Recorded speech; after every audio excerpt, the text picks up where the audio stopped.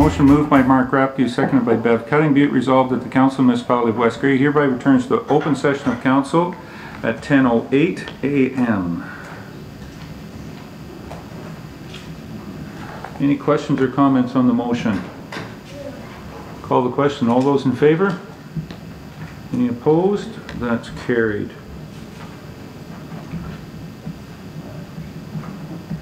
Okay, Mark, in matters arising, we do have one issue coming out of closed session. I have a motion moved by Rob Thompson and seconded by John Eccles.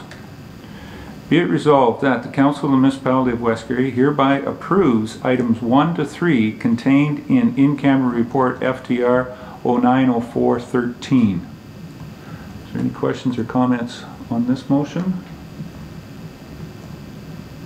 And I guess just for anyone out there, the report was dealing with wage grid or pay grid movements for individuals. No comments? All those in favor? Any opposed? That's carried. And Mark, I'd ask you just to have the minutes show that only those items that we went into closed session are the only ones discussed.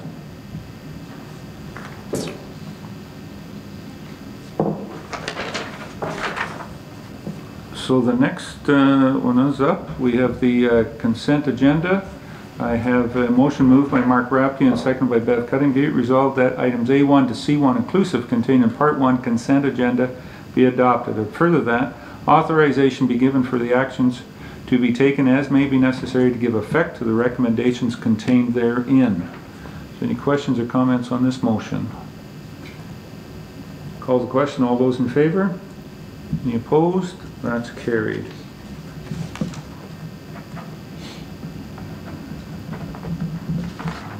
Okay. I think that brings us down, Mark, to communications from Mayor and Council. Any communications? Anything's happened over the weekend, the past couple of weeks? Councillor Lawrence. Carol? Thank you, Mr. Mayor. I just want to say we were very pleased that the Mayor received a check from the Ontario Trillium Foundation on behalf of the Durham Girls on Saturday, a presentation at the arena after the parade. The check was for $29,400, which will flow through West Grey. It's for the Durham Girls to buy instruments and continue with their... And I just want to say, Mr. Mayor, as always, you always make a good speech. Thank you very much. Thank you. It was definitely a privilege to get back, as you were a former member of the Trillium Foundation, sitting on it for a number of years, and I had the privilege of sitting there too at that table, and it's always great to see the funding flow to those small community projects that really need just a little hand up. And in this case, I think it'll absolutely do wonders for the group, but also for the community at large, as it gives an opportunity for not only youth, but some members to relive their youth as well too, in playing in the band. And they did a wonderful job doing that, and even putting O Canada through. I always amazed sometimes how the brass section can do an O Canada, but it was done very well. And the Fall Fair was a success, and just wondered if there was anybody else. Mr. Eccles. John. I had the privilege to go down and represent West Grey at Mount Force Fall Fair on Saturday night. The future princess, little princess, the junior representative, and the senior. My wallet came away a little lighter from the being there, but I'm a little heavier after buying a chocolate trifle. But I got off lucky. The mayor of Wellington North bought 3 of them, and I only had to buy 1. So it was a good time. Nice to see the amount of kids that they have come out for ambassador of the fair. And I think with the Little Princess program that they have, that they start them off from the 6 to 10 years, that it's a good way to keep our youth interested in the Fall Fair program. Very good. Any other comments? Deputy Mayor Bell. John? Thank you, Mr. Mayor. Yes, of course, the Durham Fall Fair was this past weekend. Well attended. Friday night I was there, as was Councillor Thompson and the Mayor, and I'm not sure if anybody else was there on the Friday night also that I didn't see, but yeah, we had a little auction, raised $1,250 for the fair on some desserts, of which the Mayor bid profusely and managed to come away with some splendid items to take away with him. The auctioneer made sure that he paid for them. So anyways, that being said, good time had by all, but he didn't get the top prize, was a $230 cherry pie, so that went into Southgate Township. So very good evening. The fair committee, the fair board, that group of volunteers needs to be commended for their longevity, not only to the Agricultural Society in Durham, but to the fair itself. And in the future years, you're going to need some help, but I understand they did have a very successful tractor pull also on Sunday, which they just started a couple of years ago, and from the 3 or 4 people that I've talked to in the last couple of days, rave reviews on that. So good job to them. So the Durham Fair is thriving and surviving, and will do well in the future. Very good. Councillor Lawrence. Carol? Mr. Mayor, I should also mention the concerts, musical concerts Sunday night at the Vickers Park Gazebo have drawn to a close. And again, the volunteer committee, Ralph Clark and Chris Risk and his volunteer committee should be given a vote of thanks. They've entertained a lot of people, they've booked a lot of individuals and musical groups, and the crowds have been quite outstanding on Sunday nights. They took up a donation every night, and 50% went to the musicians and 50% was held back. And with that money, there was about $1,100. So they have worked now with the Parks Committee, and they are buying picnic tables to go into some of our parks with that money. So it was really a win-win situation, but it was really good entertainment and really good for the community. Yes, I've heard many comments that was put on everybody's calendar first. A lot of people, I shouldn't say everybody, a lot of people had that on their calendar. Sunday night, that was the thing to do, was to go down, and anywhere from 100 to, I understand there was one night that we were closing in on 200 people down at the park. Stopped traffic one night for dancing in the street. Yeah, very community-wise activity, and greatly accepted by all ages, certainly not just one demographic group that they covered. So excellent, and hope to see them back next year, and that would be great. Just a couple of little communications. The Deputy Mayor and myself were at County Council yesterday. There was one piece of information or report that came up, was pulled from the planning report. West Grey had made a zoning change for an application out here on Highway 4. The county planning department had staff had recommended that that be appealed. Yesterday at County Council, after much discussion and points put forward, County Council pulled the motion, and the motion was voted on at County Council, and the appeal was withdrawn. So our zoning issues in that case have allowed the 2 young individuals to go ahead with their project on some commercial property out here on Highway 4. So that was very good. A couple of other things I did hear myself quoted this morning on the radio talking about the housing, 10-year housing strategy for homeless and housing. Yeah, I'll say it, I'm still a little bit disappointed in the way that that report came out. To me, it was just a qualification for fulfilling a legislative requirement. Didn't really do anything to address specifically homelessness here in and around Grey County. The strategy was a little weak on programs that could be put forth to address the problem here. So hopefully we'll see a little bit more on that coming forward, get a bit more in depth on how we're going to tackle that program. And was there anything else of importance, Mr. Bell, that you would like to report on spending by the county? Go ahead, you're on a roll. No, you were the one that led. County yesterday, County Council approved a company coming forward for new signage at the county building and at our three long-term care homes, where the signs will be redone. It will be with rock from Ledge Rock? Ledge Rock. Signs will be that with kind of a metallic aluminum signage on that, noting Rockwood or Grey Gables or the county building itself. So we approved, that was approved from County Council yesterday. So you'll be seeing new signs go up. Hopefully locally here you'll see one come up at Rockwood, and then if you're coming into Owen Sound, by the 1st of November those signs should be up, Mark. You'll be able to know where the county building is now as you come to work. Carol. Just curious, are you changing the Lee Manor sign too? Yes, yeah, all three homes were going to be done. And just for your information, the rocks that are now in the surrounding the Rockwood Terrace sign, the huge boulders, they Yes. actually came out of the site when we were constructing Rockwood. Ah, Yeah. okay. Well, they were going to try and use as much rock from the one at Grey County, incorporate that into the new sign and the flower beds that will be around that new sign.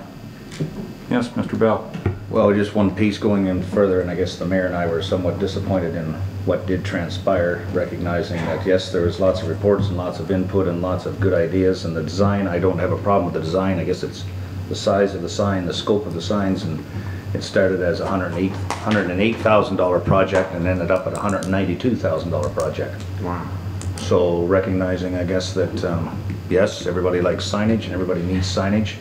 We're not exactly sure of that, if the cost of that signage, and the mayor and I both voted no in a recorded vote to that, which I'm still very proud of, recognizing that I think most of the people in Grey County would have done the same thing. Okay, let's get on to more exciting news. We'll be having a coffee break here in the council chambers on Friday, September the 13th. There was the Alzheimer's Society of Grey Bruce was looking for mayor's coffee break, and I signed a letter. Thought that it would be good. Staff, specifically Mrs. Henning, Eunice, has set it up. So Friday, September the 13th, between 10 and 1, here in the council chambers or in the foyer, will be the Alzheimer's coffee break. This will be the 18th annual, and they're supplying the coffee. Mr. Eccles, did you have any of those treats that were going to be left over? Maybe you could bring some of those desserts that you bought. Trifle won't last that long. Trifle won't last that long. And yes, the cake I bought was for my sister's birthday, and it's all gone now too, with nieces and nephews eating that up.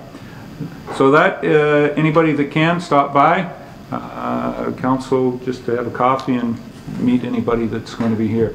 For a number of years, I believe the last 10 or 12, the Newstead Manor has had one, and I don't believe that they're going to do it this year. The lady that organized it said, I've got the be well past 80, and I think it's time that somebody else took it on. So for West Grey, I guess we're going to have it here in the council chambers this year. So very good.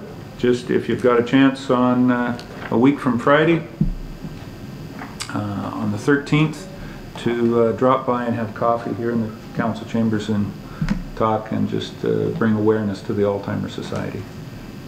Okay, anything else? Seeing none.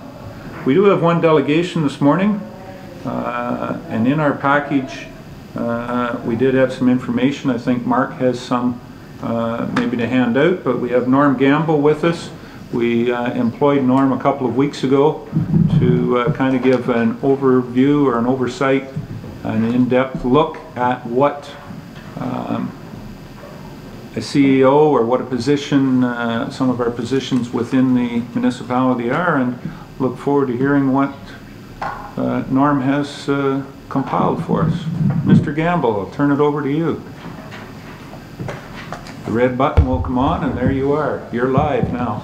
Thank you, Your Worship. And as you said, the councillors have the report, and the report is available from Mark.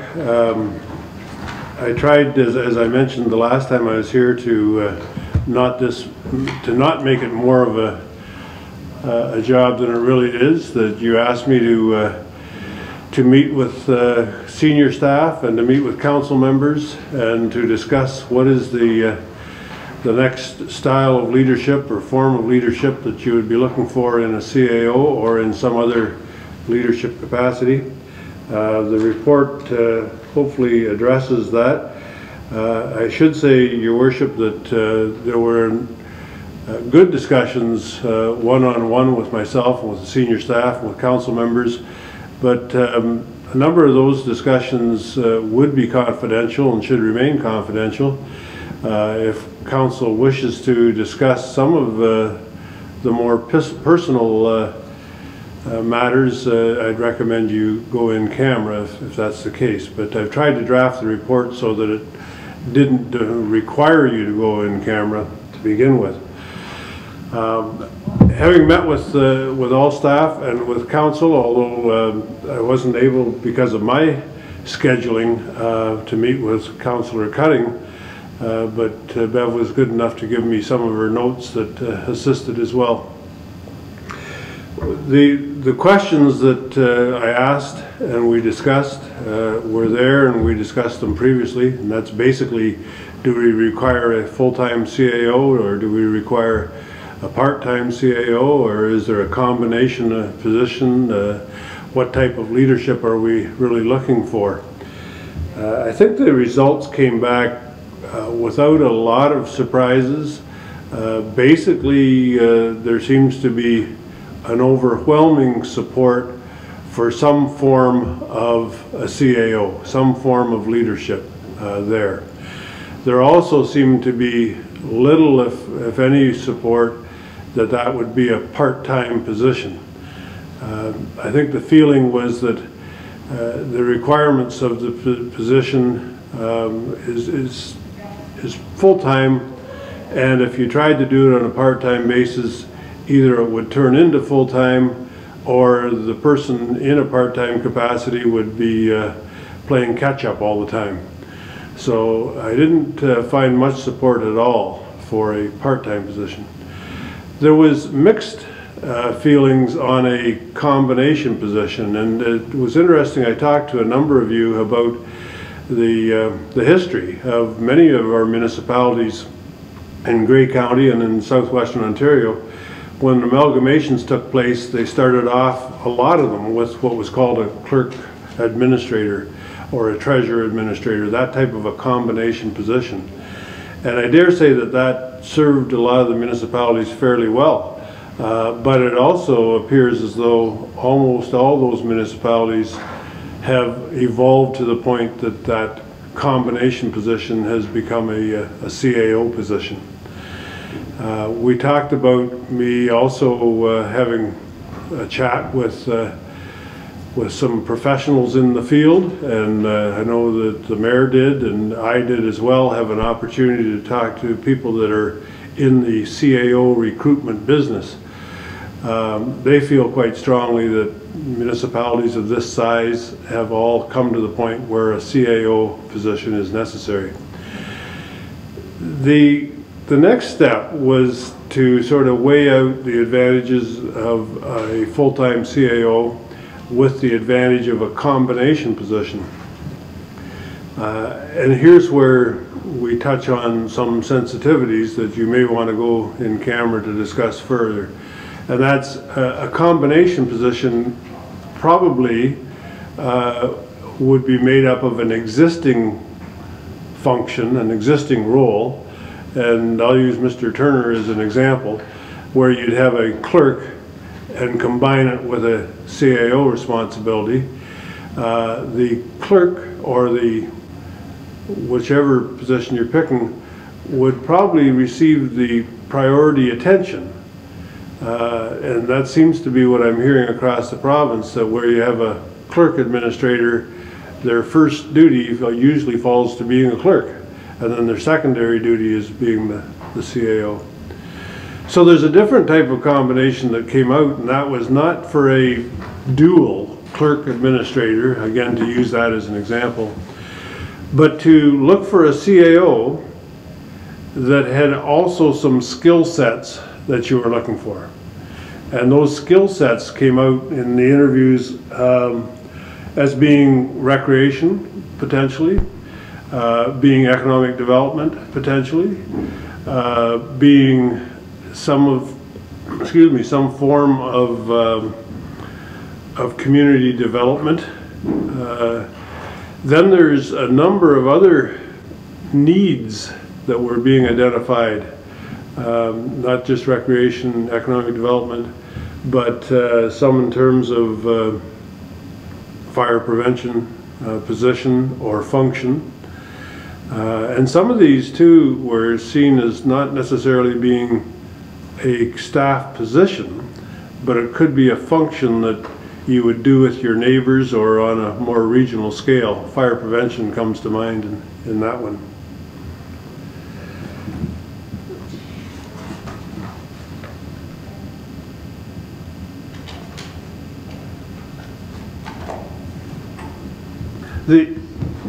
The other thing that we discussed fairly briefly, though, was if you're looking at adding something like economic development or recreation as a skill set for a CAO, you're not going to achieve any financial savings, because it seems as though you've got some needs out there today, be it recreation or economic development, that sort of thing, that if you don't combine it with a CAO, you're going to be looking at demands to staff it anyways. That seems to be what the staff feeling is.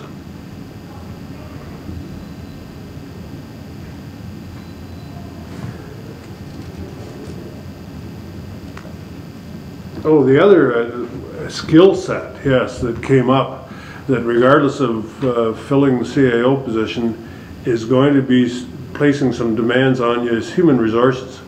There's a number of areas of human resource management, such as pay equity, that are hanging out there, and you're going to have to address. And if you add it to the existing staff, you're probably overburdening them. So human resource becomes one that you probably would consider as a skill set that you're looking for as well.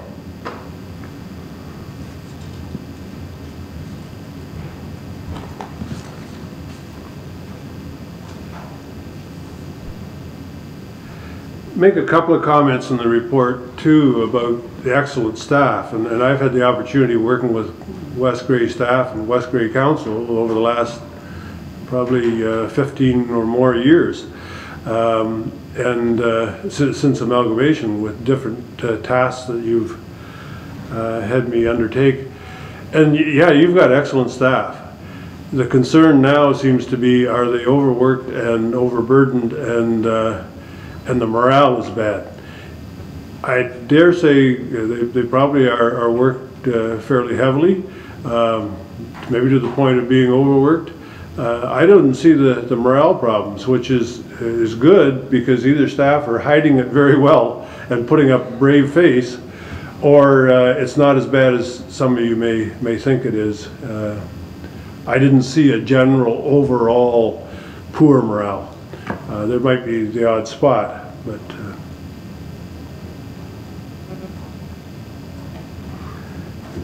the other thing that was hearing from some councillors and the majority of staff is the recruitment process should be moved on as quickly as we can, because right now staff are overwhelmed with carrying the workload without a CAO.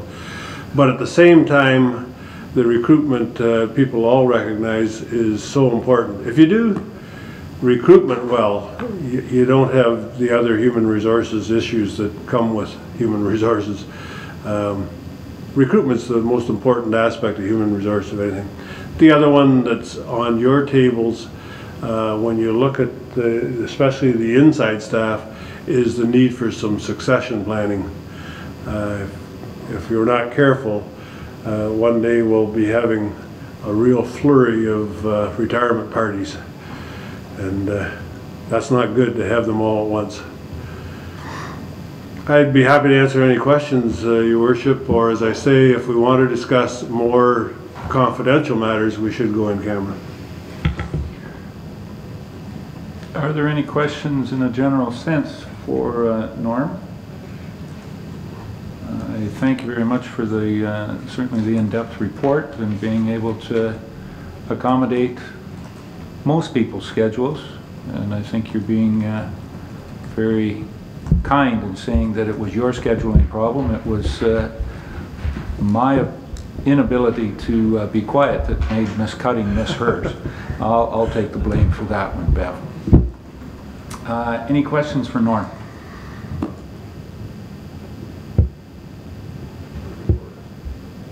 Okay, everybody seems to be thankful. Question for you, Norm. Your recommendation coming out of this?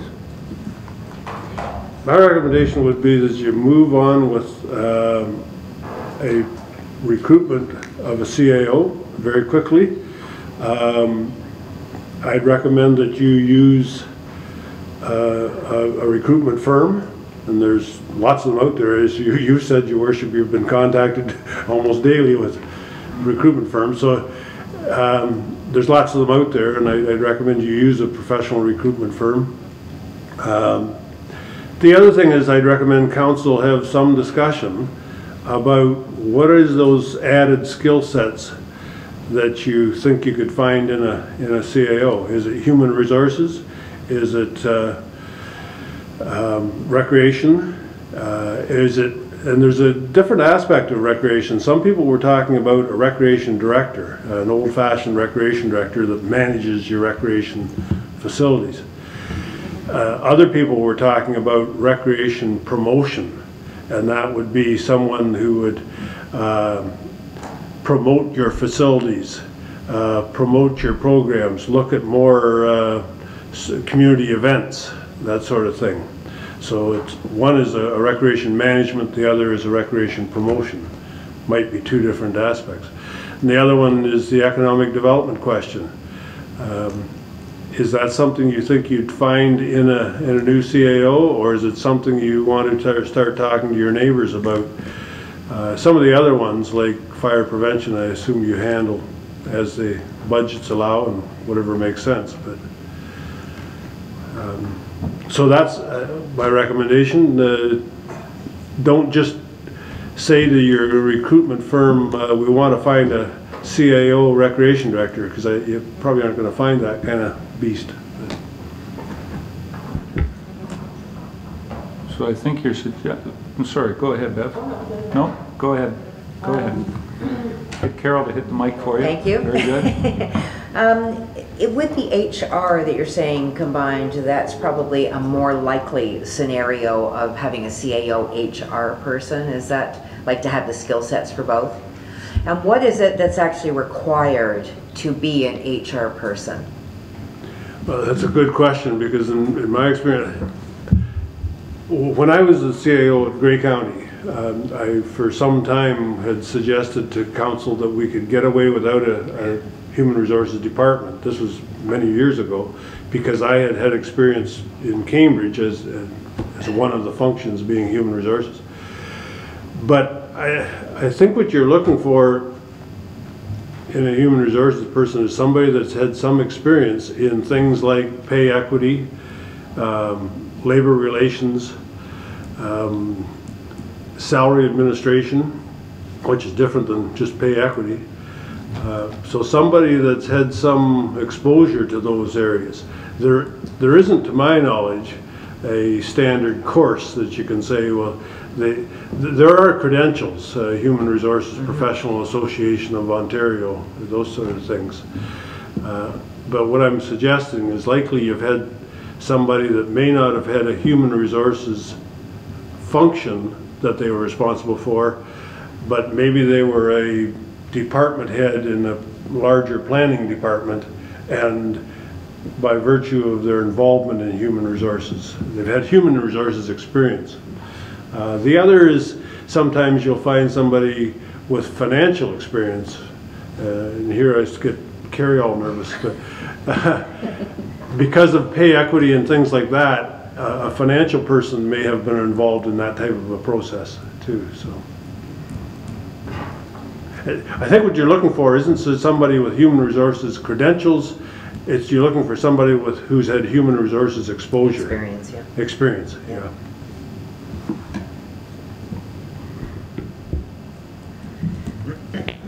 Okay.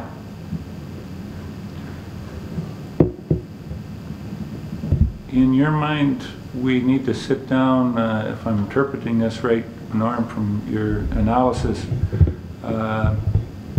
sit down maybe with a small group of council to put together a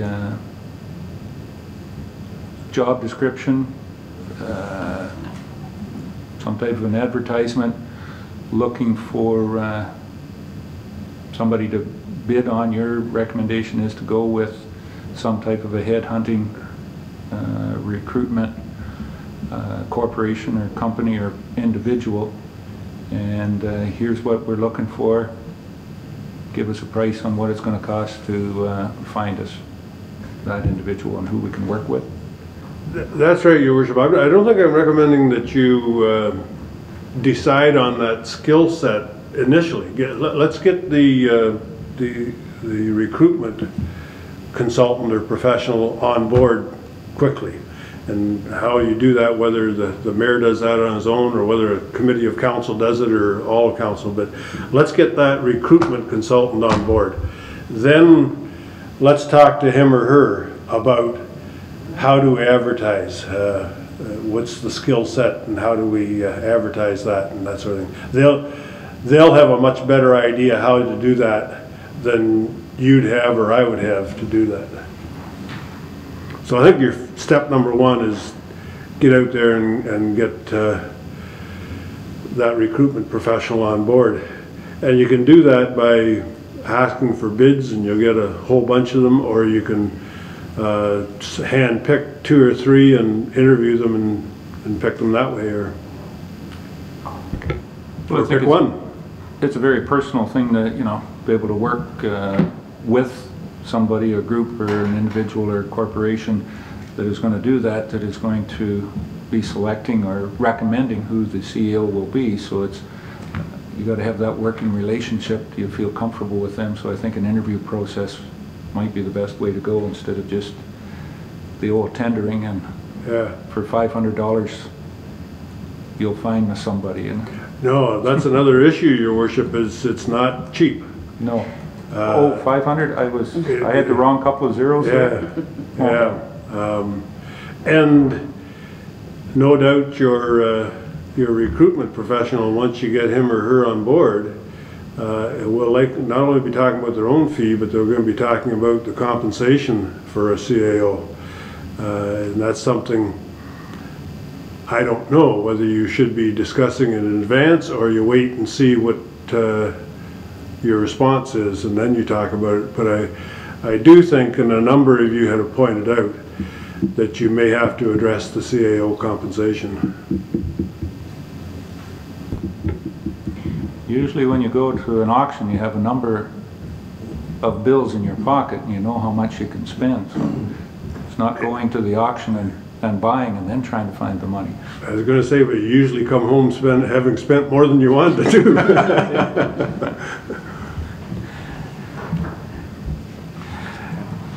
Bev? With the initial setup that you said concerning hiring a professional or whatever it is going to do the ad, etc., you said a couple of people from council. Would you suggest a staff member as well, or no?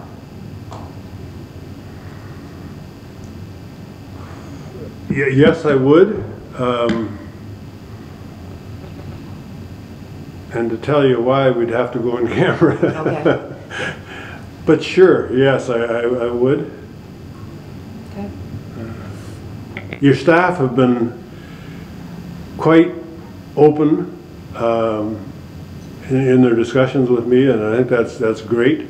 So I would encourage council to bring the staff along with you as your partners in this process. I agree with that. I just wondered. Yeah. And be careful that the staff don't feel as though they're being involved just as tokens. I think there is some feeling that staff want to be sure that they're going to give you meaningful input. But I'd be happy to chat with you. How do they say in the court trials, off site or on, wherever it is? Backroom discussions. Backroom. Yeah.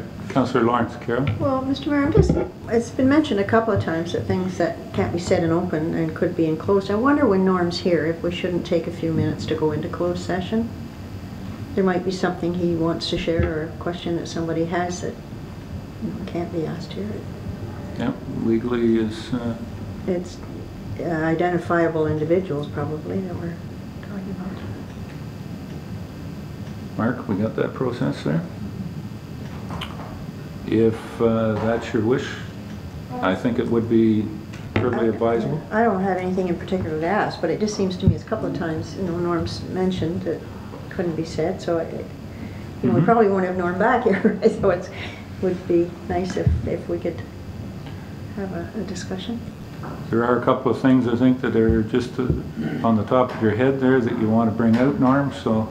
There are, and unless you've got a time problem, Your Worship, I think it would be appropriate if I let you know a few things. Okay. Recommendation, have somebody that wants to move that? Are we going to move into closed session? Yeah. Oh, we're going to have that. So moved by Rob, Councillor Thompson, second by Councillor Rapke. Mark? We'll now move into closed session. We'll need somebody, one staff member. I was going to suggest for the media, because we have cameras here, and not that I don't trust Adam, but council will probably slip into the, just slip in here. So, yeah, just be a few minutes with Norm and in the chamber, and we'll have Norm and Mark sit in on that. Your Worship, if I could recommend that, at least for the starting point, that Mark appoint me as the recording secretary to take his place, and I'd just meet with the council alone. Okay. I thought maybe you knew that process Messed up on the last couple of weeks, so. Specialist. Okay. That's fine with the mover and seconder that Norm be appointed the recording secretary for these minutes? Okay. So we have the motion moved by Councillor Thompson, second by Councillor Rapke. Any other further questions on the motion of move into closed session? All those in favor? That's carried. All right. We'll retire to the boardroom. 5 minutes or 10 minutes, Norm, do you think? Okay, so we'll retire hopefully for 10 minutes, but it may be longer, it may be a little bit shorter, but 10's the estimate.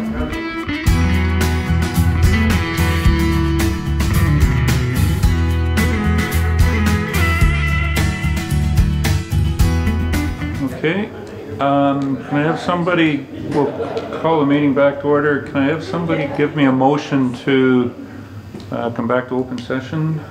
Moved by Deputy Mayor Bell, seconded by Councillor Cutting. We do now return to open session council. Any comments? All in favor? Any opposed? That's carried. Yep. And Mark, you can indicate it was only the issues that we went into closed session were the only ones discussed.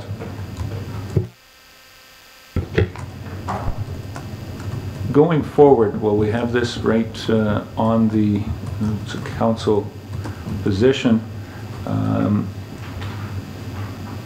The recommendation, probably the first recommendation coming from our apt consultant on this was that we strike a small committee to find a recruiting consultant to help us with the CEO position. So I was wondering whether there was any suggestions other than my own of having kind of 3 members of council strike a committee to work. I think Mr. Gamble's offered his expertise, not really his face, but his phone number, to bounce a few ideas off. And I was thinking a 3-member team to get that going. Is there any striking volunteers? Anybody want to be voluntold? Your lips quivering, Mr. Rapke. Mr. Bell. John. Did he say he would volunteer? Yeah. Well, that's good, because that's one less name I gotta put forward then. And that's good, Councillor Rapke, that you'll be able to do that with your expertise in business and so on. I would absolutely insist that the mayor be part of that.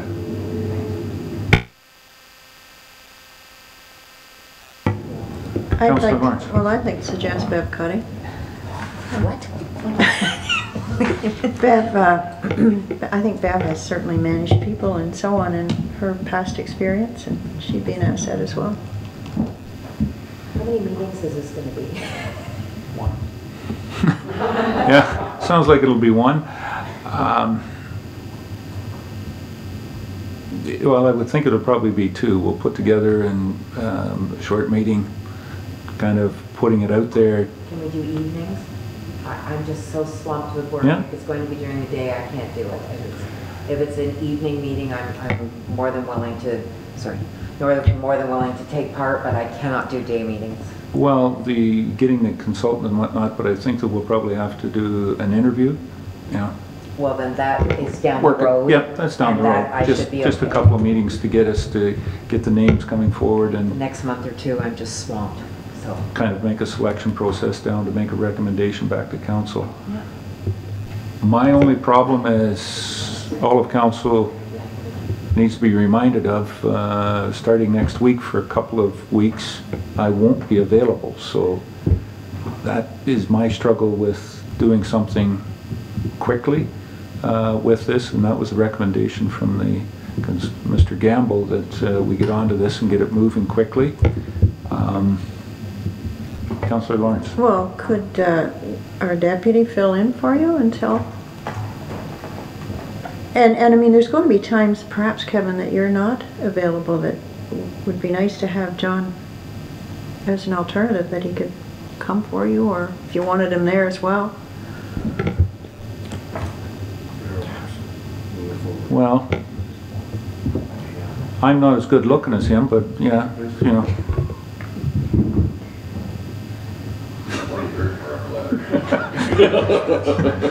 It's still at the bottom rung, is that what you're saying? It'd be rather stupid of me not to agree with that. Yeah, well, He's just trying to butter you up, John. You're I know, I realize that, yeah, you can do that when you're on a beach in Greece. Anyway, that's fine, we need to move forward on this, so with council's permission, we can make this happen. I think that's what it would be, a CEO recruitment subcommittee. It's been put forward, throw it down this way and somebody will sign it, that the mayor, Councillor Cutting and Councillor Rapke come back with a recommendation for a consultant and or expertise to help us with the recruitment. This is basically what it comes down to. Do I have somebody who wants to, and the Deputy Mayor Bell be an alternate? And I guess if Councillor Rapke or Councillor Cutting couldn't be there, Mr. Bell, you could fill in for them as well too. Yeah, I have that down myself. Yeah. Okay.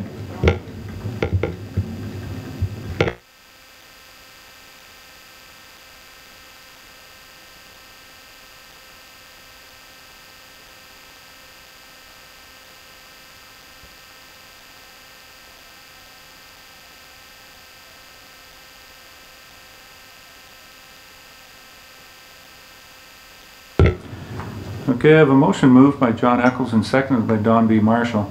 Be it resolved that the Council of the Municipality of West Grey hereby appoints Councillor Rapke, Mayor Eccles, and Councillor Cutting, and Deputy Mayor Bell, alternate, to the CEO Recruitment Subcommittee.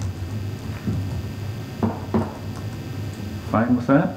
Any questions or comments on that motion? All those in favor? Any opposed? That is carried. Okay. I'm hopeful that we can move along with that within the next couple of weeks, and hopefully by the 1st of October we can have a name back that we can work with on this process and get it moving along. Okay? Any final comments, Mr. Gamble? Well, again, I thank you very much for your time and your expertise, and the professionalism that you always display when doing these types of jobs. So thank you very much. Thanks, Mark. It's an open public meeting. You can stay as long as you want. Although the sun is shining today, and I know where you're going to be this afternoon probably. Okay, thank you, Norm. Okay, moving on then. Business arising from the previous meeting. I don't believe that we really have any. Staff reports. Let's get down to the staff reports then. Director of Finance, Carrie, is with us. And I believe, if I can find it, the first report that carries is the vouchers that's there. Are there any questions on the vouchers, on any of the listings? We've had it before us. Deputy Mayor Bell. John? Real quick, I saw there was a false alarm at Normandy Arena that the police attended to. Any idea what that was for? Like, was it something internal that screwed up? Yeah, I'd have to check with Tom to see what the area was. They have an alarm system on the arena there, so depending on which door or access point, I'd have to check with Tom. I don't know. Okay, so it would have had to be something internal to have a false alarm, or it, Yeah, it could be like something inside the building. It could have been if a door was opened. it could have been open, okay. While the alarm was on, but I don't know the exact circumstance. So we're sure it wasn't anybody trying to get in? I haven't heard that from Tom, no. Okay. You don't get those. Okay.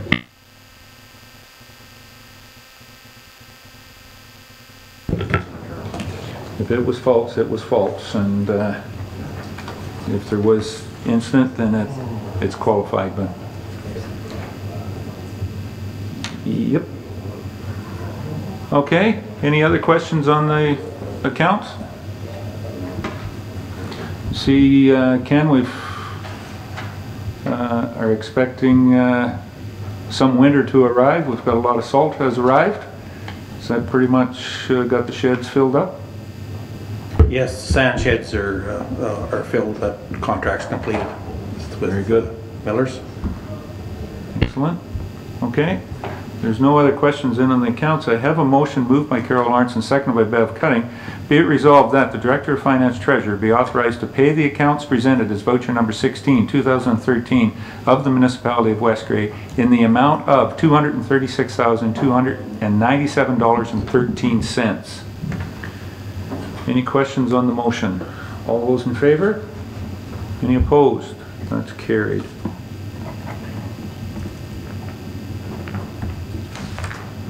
Okay. The next report, Carrie, is with concern for just on our 2014 insurance renewal.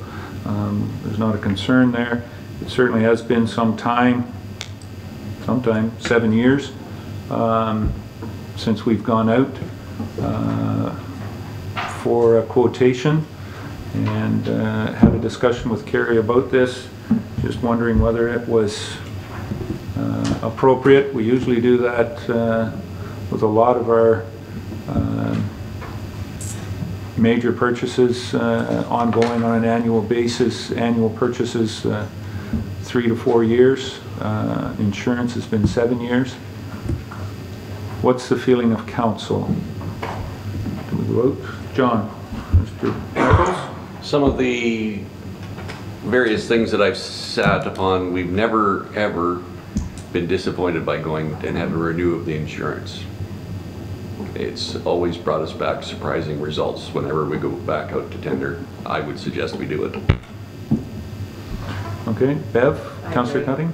Anything over $200,000, if we can save even, you know, a few thousand, it's well worth the time and effort to go to tender.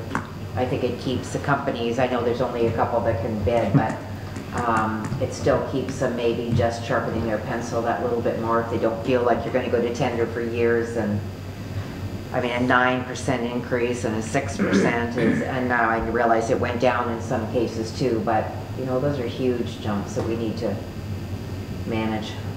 Okay. Councillor Rapke, Mark? Have we contacted the current one have they told us what it would be, or how does that, like, what have we done the last few years? Do we just renew and they tell us? Yeah, we've just done renewals the last several years, and usually they'll give us an indication of what they're looking at for an increase, but we haven't actually gone to tender, and because there's more work involved in tender documents and review, if we're thinking of it, we should do it sooner rather than later, because we renew on the calendar year. So that's January 1. We need to have this in place if we are going with someone else. We're September, October, November. How many other carriers is there? I thought I remember this conversation. There is only one or two. There's two, and then there is a reciprocal out there, company, okay. Omex, but generally there's two that are in the game. Yeah, is it still Frank Cowan's the other one? Right, thanks. Okay. Deputy Mayor Bell? No, I agree with everything that's been said here. I think we have to go to tender also. I think that you look at these two companies, kind of look at where we are. When we tendered last time, obviously went down 13%, but in the last year it went back up 9% on this past year alone. I mean, that's pretty significant in a world, I guess, the way the economy has been in the last year. So I think it's very, very relevant that we go and do that.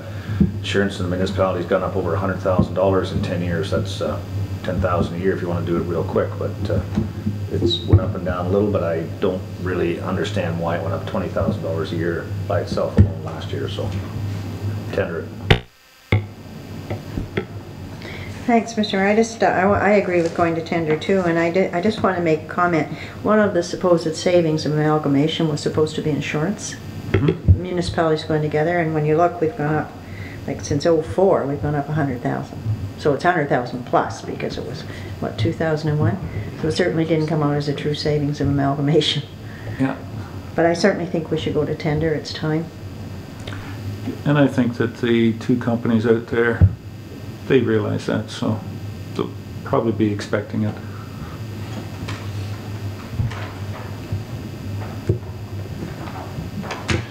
Okay. I have a motion moved by Bev Cutting and seconded by Carol Lawrence. Be it resolved that the Council of the Municipality of West Grey hereby authorizes the Director of Finance Treasurer to request tenders for municipal insurance for 2014. Just in saying that, have we ever had a multiple year for 2 years or 3 years?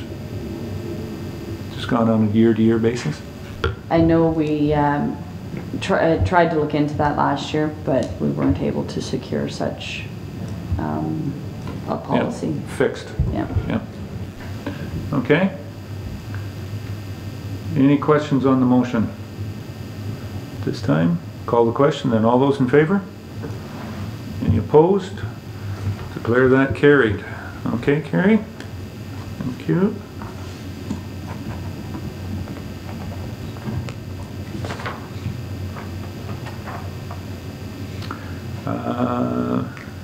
The next one is on the extension of retired and extension of benefits. You got anything more you want to say on that other than what was in your report, Carrie? No, I think that says it all. I don't know if you're still willing to entertain this or not, but we're looking for some direction. Comments? Councillor Thompson, Rob? Yeah, just the one point I want to make, excluding police. It should be in there. Because, yeah. Yeah, no, this doesn't. But it doesn't state that. Just letting it be known. Okay, anybody else comment? John? Councillor Eccles? And Mark? No matter what our good intentions were, even considering this, I think the cards are kind of stacked against us, and I don't see how we can continue down that road. Mark? I thought the one sentence in the report kind of summarizes it nicely. I want to mention that I think it is nice that an employer offers this type of coverage for long-term employees, however there are financial repercussions. So that summarizes it nicely, and one of those repercussions are to extend something like this where apart from all the other reasons, there's a lot of risk that it can impact the premiums that we pay for the rest of the plan, because the people that we're talking about are reaching an age where unfortunately there is can be health impacts, and that's just going to make the it's not so much the individual now, it impacts the whole municipal plan. So there's a great deal of risk there would be a great deal of risk put upon the municipality's plan if we go ahead with something like this. And I think pretty well every point in that report says that it's just not something we should offer. So if we're looking for advice, I would say that we follow the advice of this and not offer that extension to employees. Okay. Any other comments?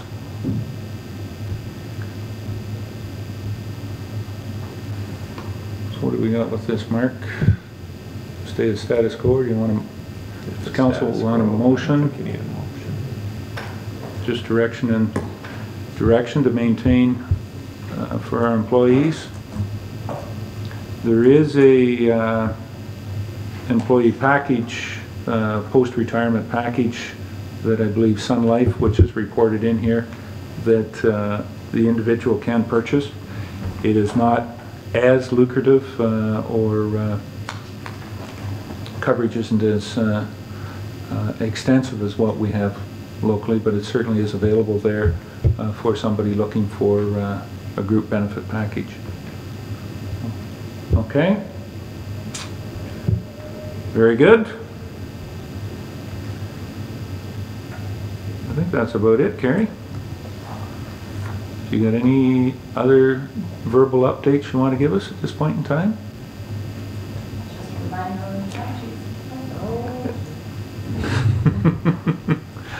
Okay.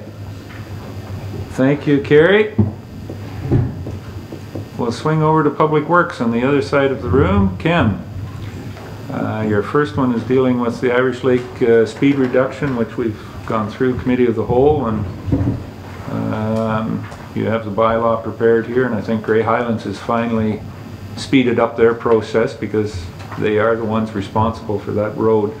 It's a joint road, but it's under their care. So, Ken? Yes, we have received the bylaw that the Council of Grey Highlands has passed, and we're ready to move forward. We have the signs ordered, and just need to include this speed reduction in West Grey's bylaw. So I believe Mark has prepared one for later in the meeting. Is there anything in the bylaw while Ken is here before we get down to, because that would be dealt with bylaw, certainly not a resolution is dealt with the bylaw. We've had a number of requests, delegations brought forward speaking about this. So, Mark? Yeah, I just want to note I did consolidate into the one bylaw. The original bylaw was a few years ago with one amendment, so instead of doing another amendment, put it all into one. So like it all in one package, easier to look up and to review.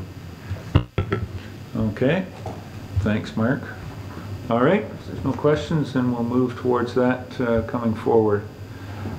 Parking on College Street.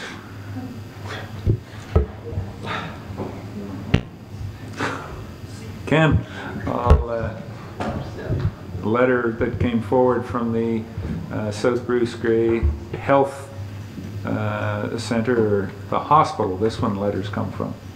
A little different than some of the rest of the ones we've seen. Yes, as I previously reported here, this isn't the first time this matter has come before council, but I know the police chief has been monitoring this area for parking, and I wonder if I could just make a recommendation that we ask our police chief to make a report on this for a future meeting. Okay. Any further comments? Carol? Well, Councillor just in reading his letter, I don't see how the parking on College Street is interfering, as he's saying, with the hospital and the providers. I mean, that you access the back of the hospital. So I don't see the tie-in here that he's talking. And as I've said before, I don't know why on earth they don't have the foundation or the medical clinic staff park at the back and use that staff parking at the front for people that are in the, I know they won't, but I mean, they refuse to move to help the situation, and my goodness, the staff surely don't have to park right in the very front of where they work. They could park in the back, and there's quite a few parking spaces in there. But I think there's a few fundraising activities that the foundation is putting on. That may be at one of those sessions, Councillor Lawrence, if we get to it, could be for some side discussions on those evenings. I like your idea, Ken. We'll follow up from the police chief. We had a report earlier in the spring that he didn't find any other issues, but was certainly going to be stepping up on the parking tickets. So maybe we need to have a further report from him on what that has netted the police ticket from the summer.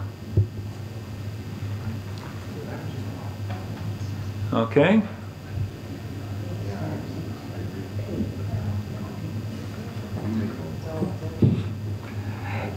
Grey County Forest request. This one is regarding around ATVs and snowmobile trails and whatnot up south of Hamilton Lane, concession 6, 8 in Glenelg, and accessing the Klondike or the county forest up there.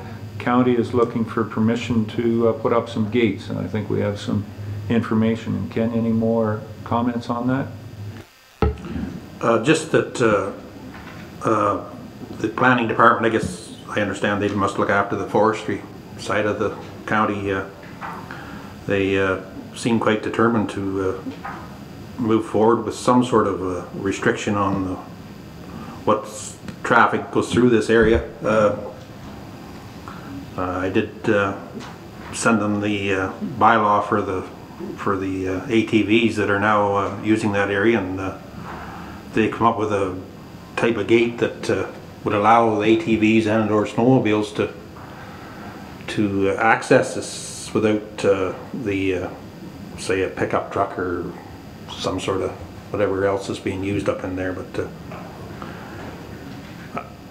I also want to comment that there is cross-country ski trails up in there that I guess are being impacted in the summertime in the wet weather with some ATVs digging ruts and whatever, and maybe has some impact on their on the cross-country skiing that takes place there in the wintertime. So I'm sure they've had some complaints coming from the Nordic Ski Association.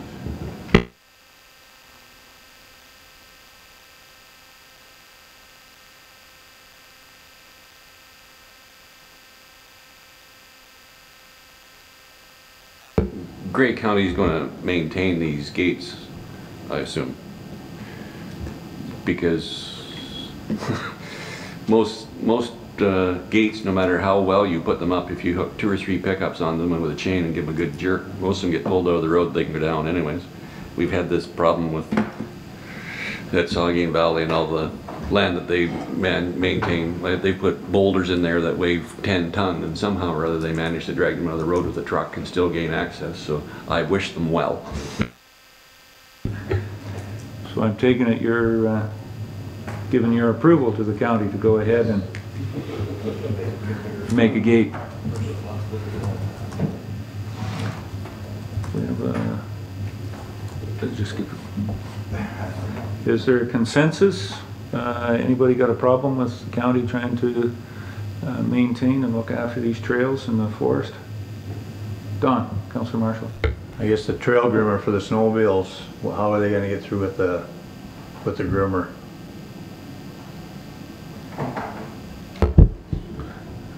That's a good question, Don.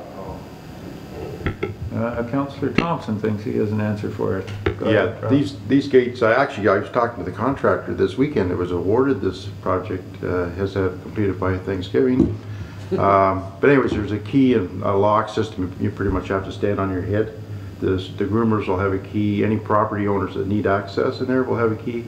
And you have to actually go up underneath and unlock the padlock, and then the gates will open up for them. So, but it's to keep the mud trucks out of there. They've torn up that 50th side road really bad and huge, and it just tearing up the county forestry. Unbelievable. That's what happened out here at Camp Oliver, and they put the gates out here too. So they work good for keeps the large trucks out of there.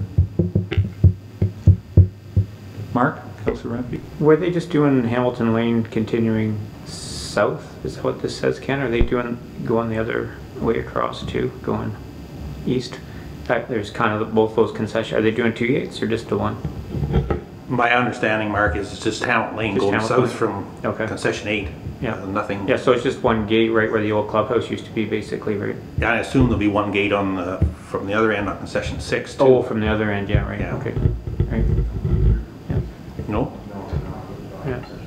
Everybody seems to come off Hamilton Lane. Right?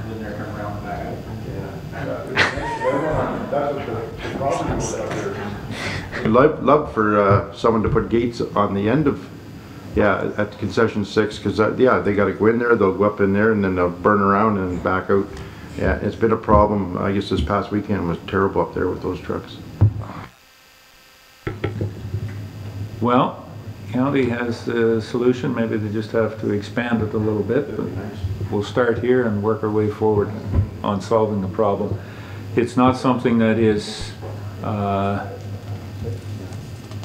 that we have a monopoly on or is confined to West Grey and the county forest in West Grey.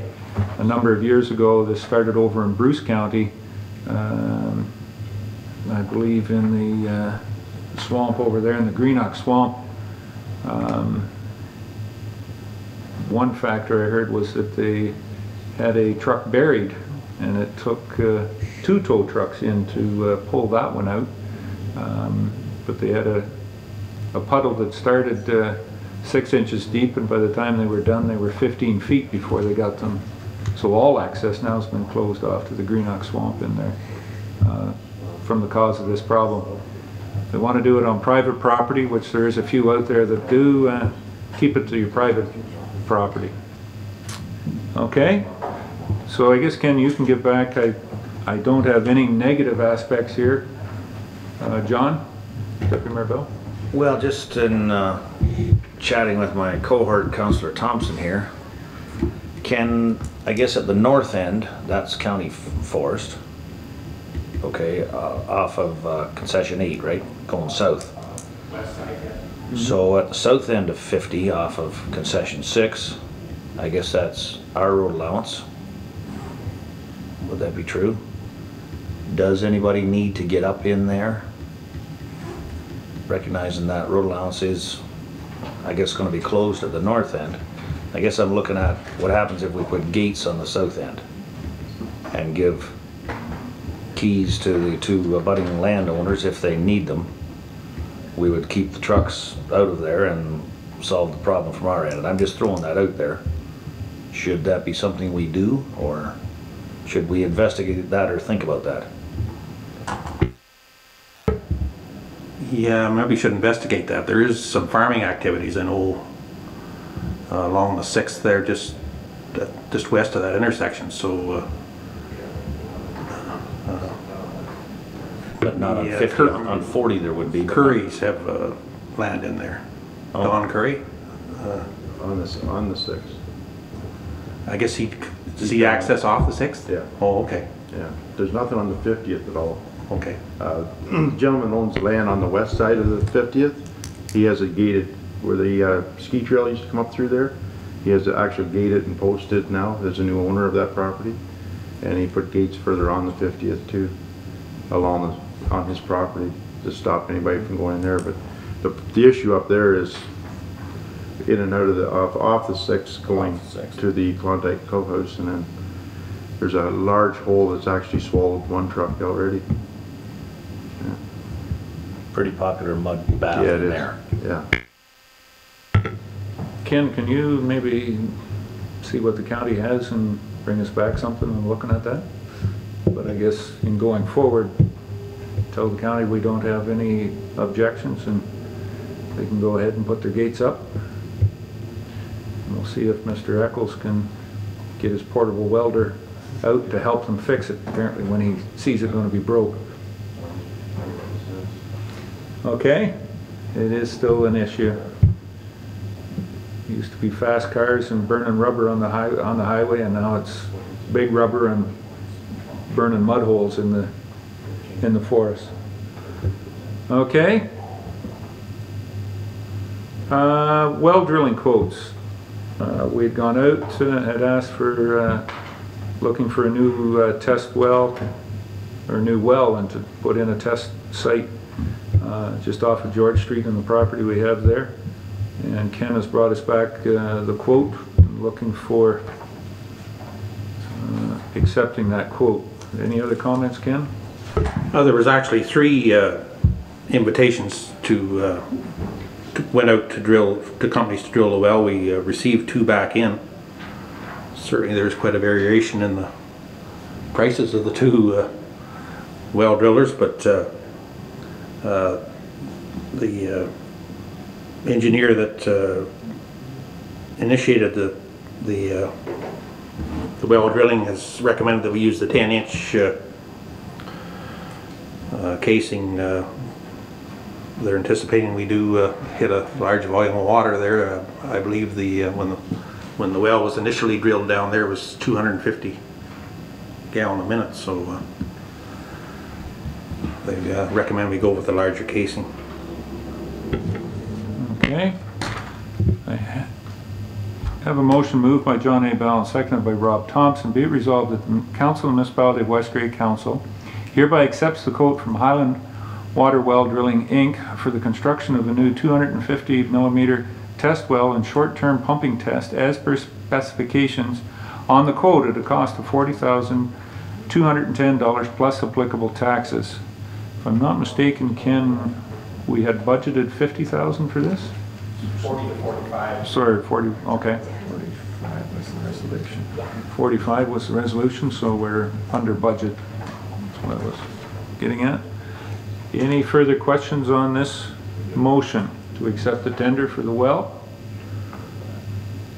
Call the question. All those in favor? Any opposed? That is carried.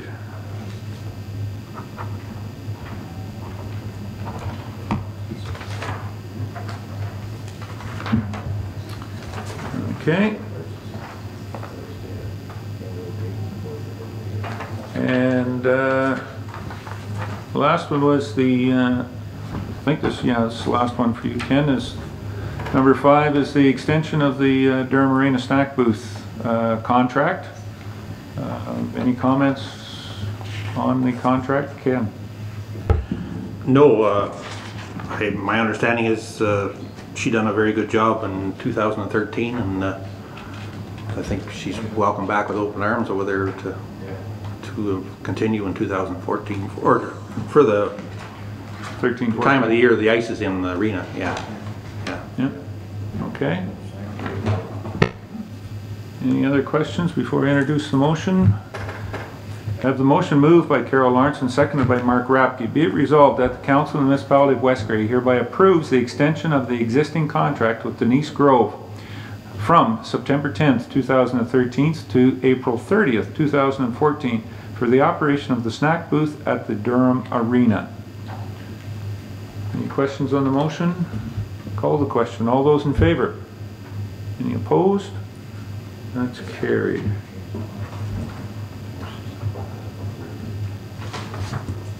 Okay. Anything else, Ken? comments? Just regarding the well drilling, as council's aware, there has been some changes in personnel at engineering companies from Owen Sound, and the engineer that we that made the presentation here has moved on, and him and a couple of his partners have formed another company, and I was just we did have a meeting yesterday in Chatsworth, the township office, with the two representatives of the new company, Ross Slaughter and Rakesh Sharma, were there and made a presentation to there was representatives from township of Chatsworth and Grey Highlands and Mark and myself, and they are certainly willing to provide a reduced cost as to what Genevar was charging us for their services, but Yep. it's kind of they're looking for a joint. I think maybe Mark has provided you some detail, I hope. Well, Mark's got some detail here. Do we want to bring this up under new business, or? Oh, okay. I've got under new business, so Oh, have you? Sorry, okay. just a couple minutes if you want to wait. All right, no, that's fine. Much. Yeah, we'll get into that new business. Thanks, Ken. Okay. Any other questions for Ken? Any update on the Allen Park?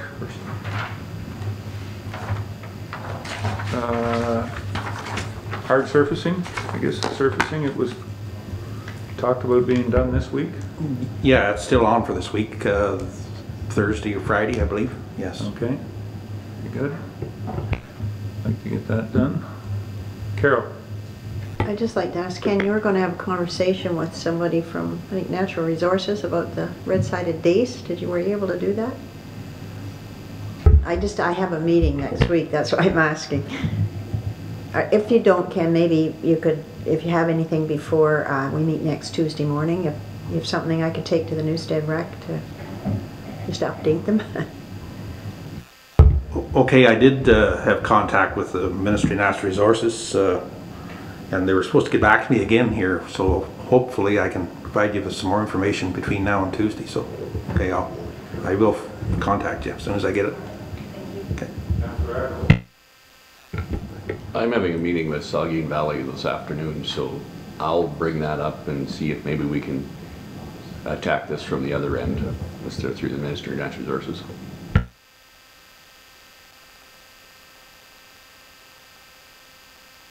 Now I'll turn my mic on. Okay, thank you, Ken. Mark, I guess that brings us down to bylaws. And we have two bylaws on the docket for this morning. I have one moved by Rob Thompson and seconded by John A. Bell. Be it resolved that bylaw number 71, 2013, being a bylaw for setting the rate of speed of motor vehicles from a stationary speed limit, be now read a first, second, and third time, passed and numbered, and that the said bylaw be signed by the mayor and the CEO, sealed with the seal of the corporation, and be engrossed in the bylaw book. This was the one that Ken had brought up under his report. It is dealing with the speed up at the Irish Lake, around Irish Lake, in conjunction with Grey Highlands. Any questions or comments? All those in favor? Any opposed? That's carried.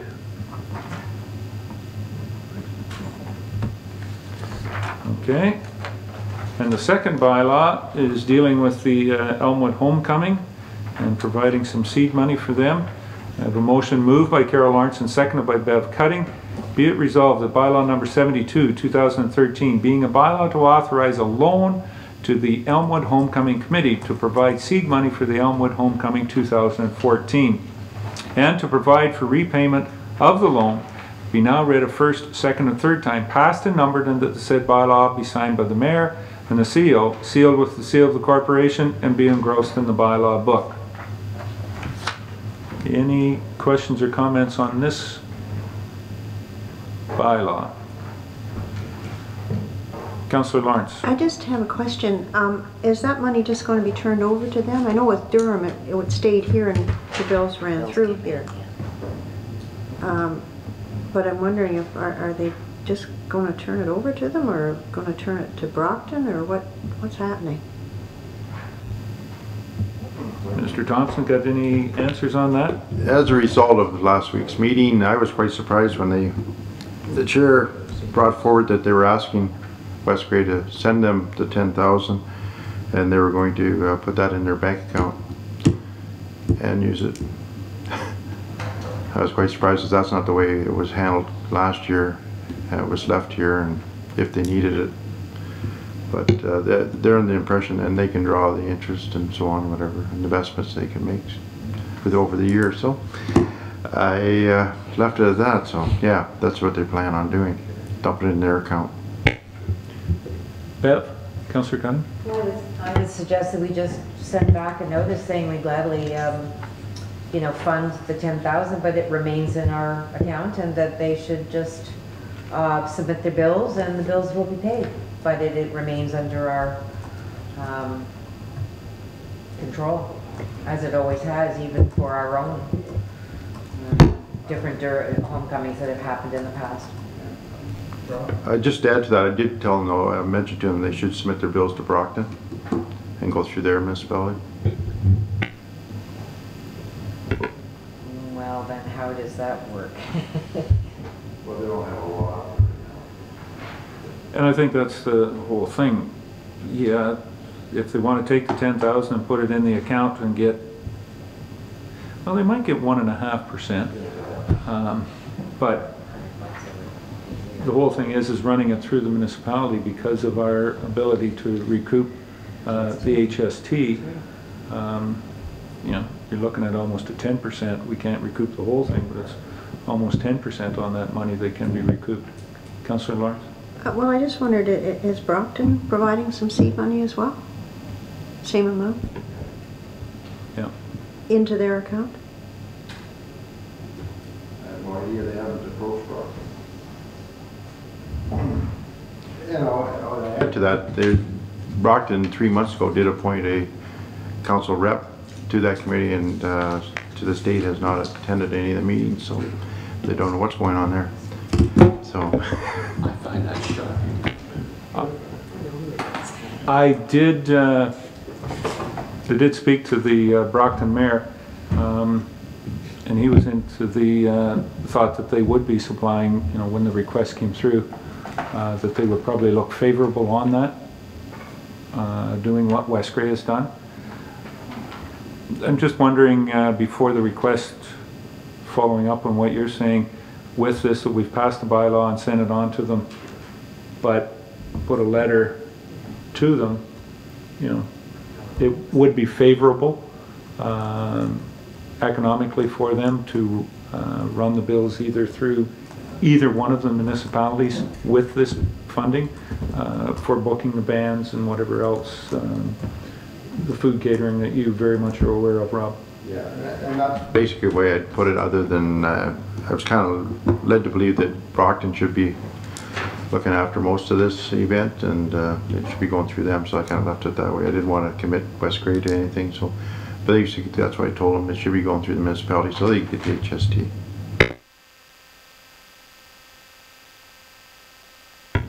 We fine with sending, Councillor Lawrence, just sending a letter trying to explain that, but I guess this is a volunteer group, and how effectively they want to run it, we can give them some advice, but I would hesitate to give them any restrictions.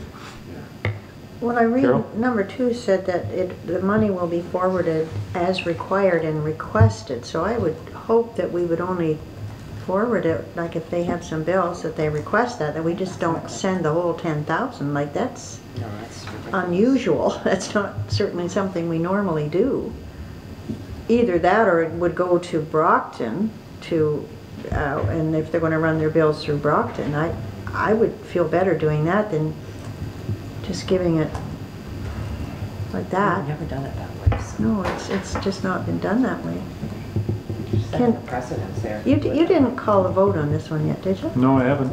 I'm wondering if we shouldn't have a little discussion with Carrie and Brockton, or have Carrie have the discussion with Brockton or whatever, and defer this until another one. Do we, Carrie? I mean, we don't normally no. forward money to citizen groups like this. It goes through a municipality. I have no problem providing the seed money. It just, to me, there should be more controls on it. Well, some of the controls, but, you know. Or accounting The or whatever, advantages. you know what I mean? Like, The advantages that the municipality can supply as well, too. Okay. Our treasurer was here early, so she's taken an early lunch. So she's already gone for lunch. Yeah, it's gone for the day. So, could we? do you want to defer this? I mean, I don't Yes. think there's a huge problem. There's no rush. Yeah, there's no rush for it. Councillor Lawrence, you're putting a motion to defer. I am, yes. Seconder, Councillor Thompson, to defer. What's the resolution, Mark? Bylaw number 72-213. Table. Yeah, Table. table it. 279-13. Okay, so we have a motion on the floor to table resolution 279-13, which is dealing with the seed money bylaw for the Elmwood Homecoming Committee upon further investigation. Any questions on the motion? Moved by Councillor Lawrence, second by Councillor Thompson. All those in favor? Any opposed? That is carried. All right. Move that one that way, Mark.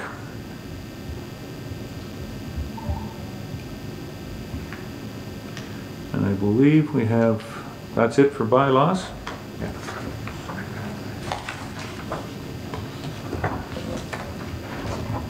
So we're down to new business, Mark.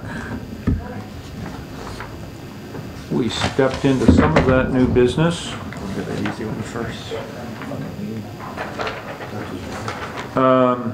Which is this one? Yeah. Mark's handed us out. There's a couple of pieces of new information. One dealing with the application for clear cutting in the township of Normanby,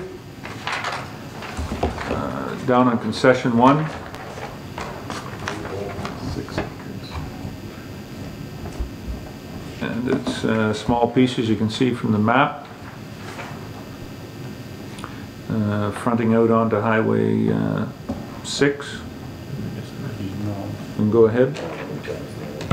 Yeah, basically it's approximately 6 acres of a red and white pine and spruce. Looks like it was a managed forest. Looks pretty tidy in a row. So they have to get an exemption from the county forestry management bylaw to cut that down. Don't really see much of an issue there, but Yeah. you just received first. Really, it's just here for our information. It goes through the county, but Mark just wanted to make us aware of it. Any other questions or comments on that, John? Well, just one little comment, Mr. Mayor. There's been a number, well, not so much in West Grey, but there's been a number of clear cutting of trees and forests in Southgate. I guess I made comment at the county on, I'm not exactly in favor of clear cutting whole 100-acre tracts, and that is what has happened in Southgate. So I would have an objection to clear cutting the whole thing, but recognizing the small area that they want for farming, that area is pretty up and down in there, so I don't think they'll be coming wanting any more. So I probably don't have any problem with this, but our topography is not the same as Southern and Southgate, but there is, the landscape has changed quite a bit in that part of the world, so I'll leave it at that. Okay. Any other comments on it? Don, Councillor Marshall? I think in a way, I think this is just a farming practice that somebody has planted a crop that is not harvested every year, it's harvested every 50 years. So he should, that farmer should have the right, if he plants the crop, to harvest it when he sees fit. So I don't know why it should be a planning issue.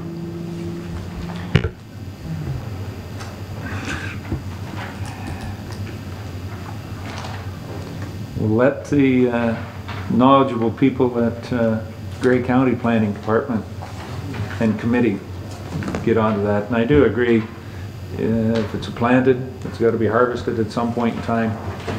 Is clear cutting it the correct one? I'm not going to make that judgment at this point in time. But I do know that even individuals probably sitting in this room have participated in some of that type of activity in a number of years. So it's not something that's abnormal. Okay. What's the next one, Mark? That was just for information for us. The next one's a little more difficult. Right. As Ken had mentioned, there is a proposal that a new company, GSS Engineering Consultants Limited, has submitted. They had a meeting with representatives from Grey Highlands, West Grey and Chatsworth. As you may be aware, GS&S, there are 3 former partners from Genevar that formed that company, and they are obviously looking for work, and to try to stimulate work for the new company, they have indicated a proposal to provide engineering fees at a reduced rate depending on the amount of engineering work completed for the 3 municipalities. It would vary anywhere from 5% to 16% reduction in engineering fees. That's based on the premise that there would be no proposal, so that would be basically sole sourcing it, the work to them, which does in areas may conflict with the purchasing bylaw, which does require certain tendering and quotations for a certain amount of, if it's a certain dollar value. Now, as I understand, and Ken may allude to it, that basically the water and sewer right now work is done solely by Genevar. So that would be a change there as well. There's a good discussion. There are some reservations. Certainly they're qualified individuals. The company's just forming. Right now they only have 4 employees, 3 of them and plus 1 other employee. And how quickly they can respond to any workload, they're confident they can. But I know there's just a lot of issues that the council has to consider. Mark? Councillor Rathke? We've already we've tendered all this out, our engineering services, right? Ken, aren't we under some sort of contracted obligation till sometime next year? I can't remember when all these are renewed. Go ahead, Ken. The motion that was passed by council here a little while ago was to hire the services Genevar to move forward with this well. And that was done back after the presentation here by a representative from Genevar. Genevar's name was on the motion. But since then there's been some changes they've moved into their own company, so we'd have to rescind that motion if you want to move forward with this, or we just leave it as it is what we're up against here today as far as well. Is that's the one specific contract? Like we have other engineering services, right? That we have. You tender out on a kind of a yearly basis, right? Yes, we have our waste management or landfill monitoring is done by another firm. It was tendered out, I guess, maybe a year ago. Gamsey and Manor have it. We've have a tender out there now for stormwater management proposal for William Street in Newstead. That closes here on next week. So yeah, we have been tendering out, but we haven't really been tendering out a lot on the water and the sewer, because it's once one firm gets to know the system, I think it's a savings for the municipality if you keep the one firm there. But the people in the new company would be familiar with it from a technical perspective since they're the same individuals, right? So on that part, what do we have, like have we signed obligations for all of those? No, okay. But so like in terms of this and what Mark was alluding to, we still could have tenders that they could apply for. Like I'm still having trouble understanding what it is this offers. Go ahead, Mark. So the reduction in the fees, they're only offering if there's no proposal. So in other words, they don't have to do work on preparing a bid because it's costly to them to do that. So that's the premise of the reduction. So that's basically what they're looking at. So what they're saying is they'll give us a flat rate. We don't go to tender and they give us a volume purchase rate. That's if it. they don't have to prepare a bid for a work, like a certain specific project, that they're just awarded the work outright, they're basically giving you a reduction because they don't have to put in that bid, which costs them time and money for jobs that they may not get. But they're not competing for it either, though. Exactly. Right. So yeah, I don't like. How do we know I don't like that idea. How do we know what the reduction cost would be if we don't know what the tendering cost would come in at? I mean, No I'm just idea. trying to understand how they're doing it, like how they would even do that. Well, they're doing it on a, way I look at it, they're doing it on a volume basis. If you spend it, if we charge you $101,000,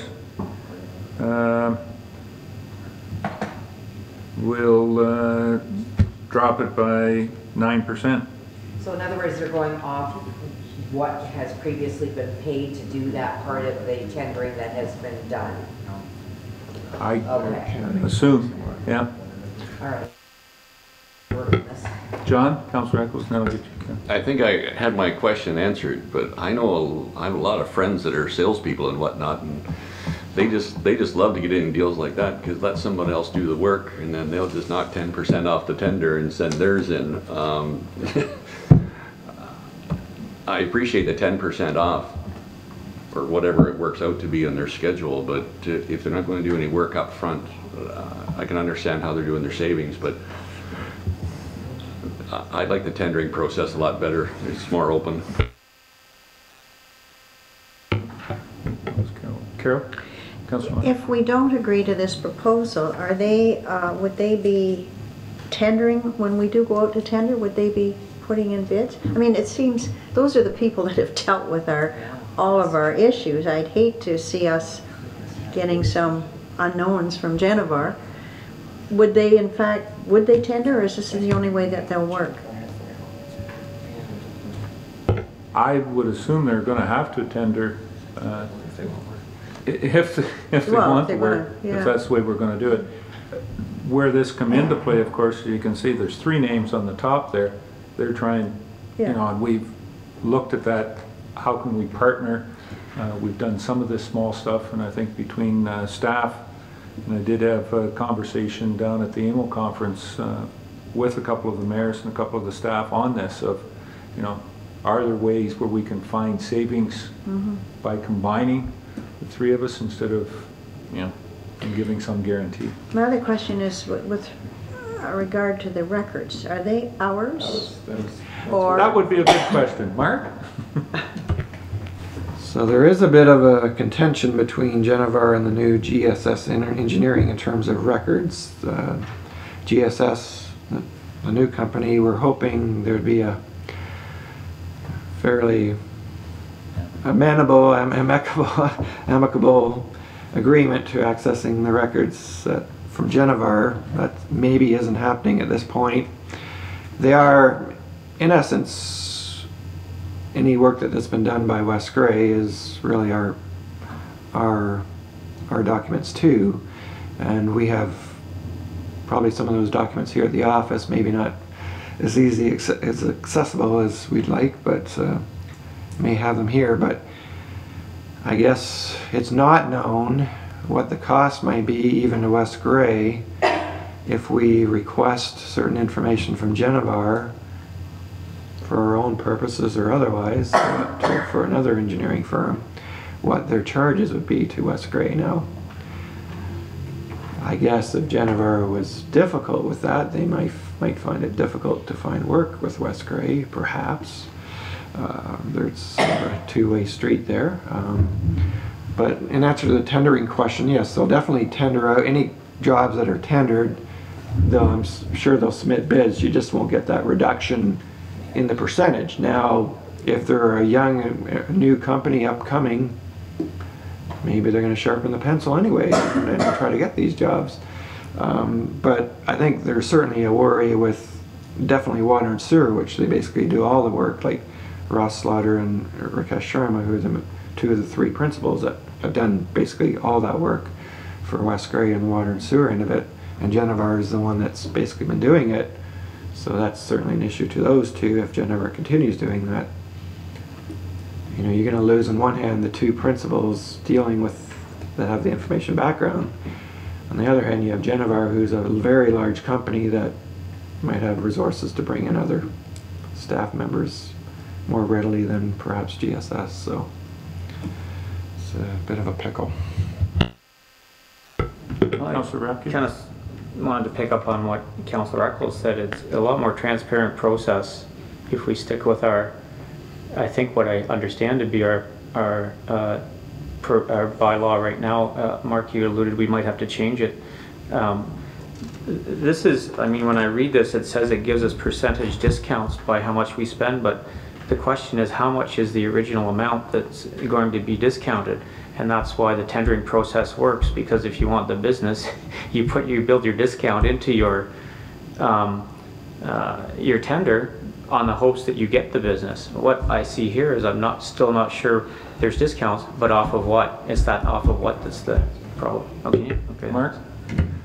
So again, the proposal is with the three municipalities. So collectively, and we're supposed to ahead of time try to project what we think the savings will be, and they'll provide that savings by a reduction in their hourly rates for whatever staff they use. So if between the three municipalities, we think we're going to have $200,000 in engineering, which, by the way, does not include any subcontract work. They will not discount that, but they said they would discount the 5% surcharge they usually add because there are administrative fees in getting a subcontractor. So you'd save about 5% there, but not this discount. So they will discount that based on our projections of what the total engineering will be between the three municipalities for whatever year. This is to be for a 1-year period. And then if there's a difference, it'll either be rebated or they'll give us some more money. But again, that's solely if it's not tendered, it's just the work's given to them, carte blanche.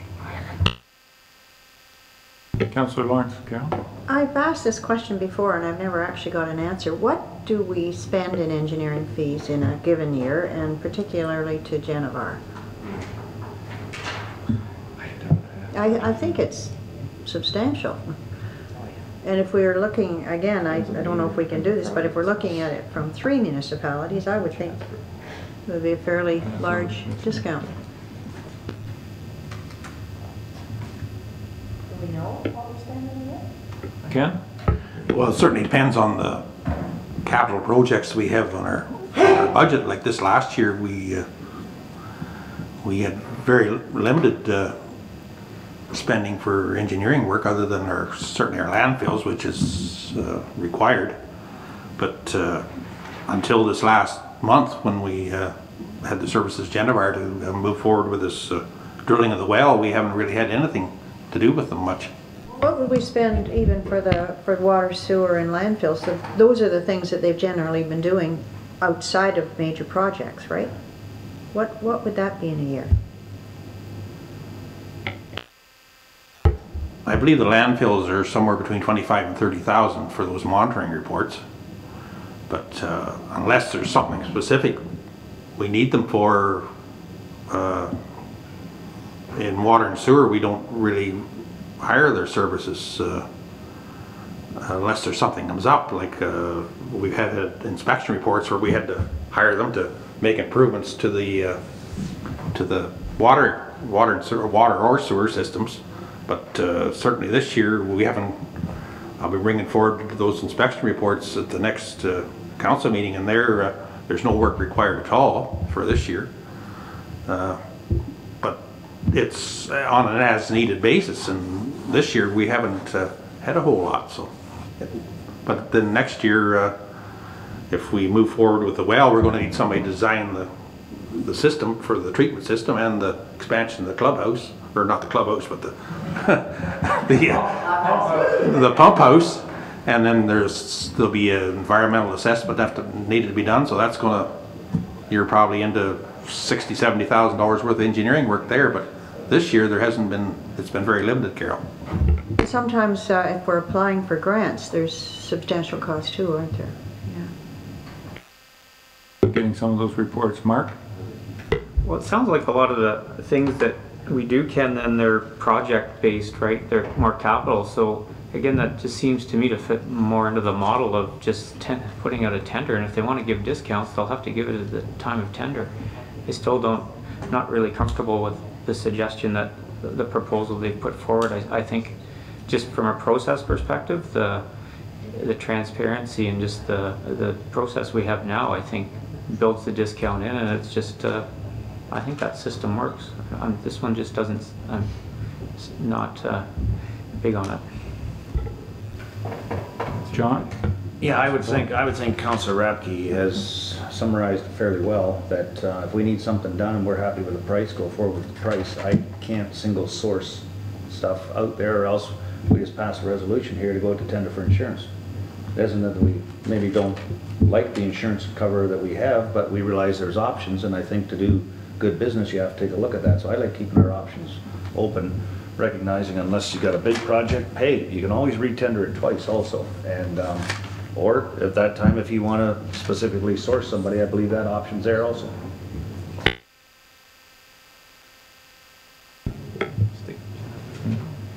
Councillor Cutting? At Great Highlands and Chatsworth. Yes, we actually, as noted yesterday, we did meet, Ken and I, with the CEOs of Chatsworth and Grey Highlands and some other staff members. Chatsworth, very minimal engineering from Henderson Penn, or sorry, that's my old days, Genevar. Will Moore, the CEO, mentioned like $3,000 to $5,000 a year, which would be, but however, Grey Highlands, the CEO mentioned they have significant work ahead of them in the next year and in the hundreds of thousands of dollars. And they thought there'd be significant engineering costs, so they were quite interested in this. They are going, Grey Highlands is going to their council Wednesday, I believe, and Chatsworth on Monday. And it sounds like they're going to offer a similar kind of proposal to possibly Georgian Bluffs, since it's their hometown, where their location is now, just outside of the edge of Owen Sound. And they do a fair bit of work for Georgian Bluffs.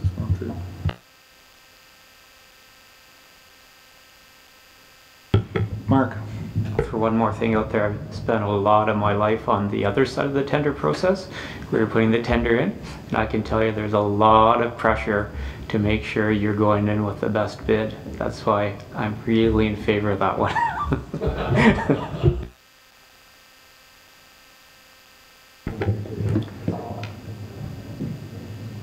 I'm getting the feeling that if we were going to go with a partnership, and this is a little bit different certainly than we've done business, each municipality has had their own engineering and gone, this is kind of joint and giving price discount for capacity here. And this is great that this is the way that GSS has put it out, but what would Genevar give us today? I guess that's where the question is. If we signed on to this today and said, oh yeah, GSS was really good, they're wonderful, great guys, and they've given us this discount, but how do we, I guess it obviously goes back to just exactly what you're saying, Mark. How do we know what the other discounts are? you know, for getting into this same type of aspect.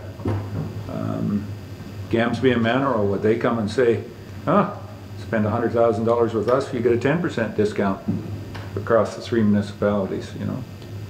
I don't, and I guess it's that not knowing what they might do. Carol? When I look at this, that talk about shared services, this is almost like, say you hired a planner on joint services, and you're contracting with an engineer. You're not going out, obviously, then for tendering for each thing, but like you are, instead of having your own engineer, you're contracting with this GSS to be your engineer for these 3. And it's the 3 municipalities or 4 sharing that cost, whether it be, as I said, a CBO or a planning or not. That's one other way of looking at it, I guess. Mark?